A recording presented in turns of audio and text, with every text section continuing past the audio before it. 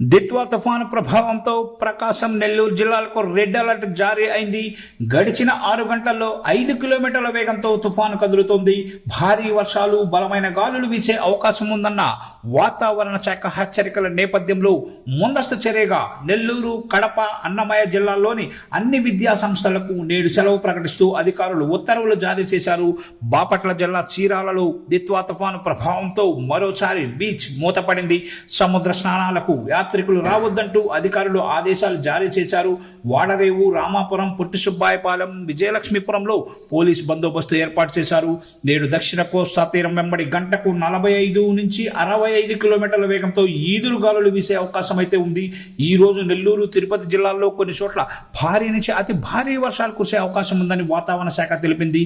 కోనసీమ, పశ్చిమ గోదావరి, కృష్ణా, గుంటూరు జిల్లాల్లో అక్కడక్కడ మోస్తరు నుంచి భారీ వర్షాలు కురిసే అవకాశం ఉందని వాతావరణ శాఖ అధికారులు తెలిపారు. బాపట్ల, పల్నాడు, ప్రకాశం, కడప, అన్నమయ్య, చిత్తూరు జిల్లాల్లో అక్కడక్కడ మోస్తరు నుంచి భారీ వర్షాలు కురిసే అవకాశం ఉందని అధికారులు తెలిపారు.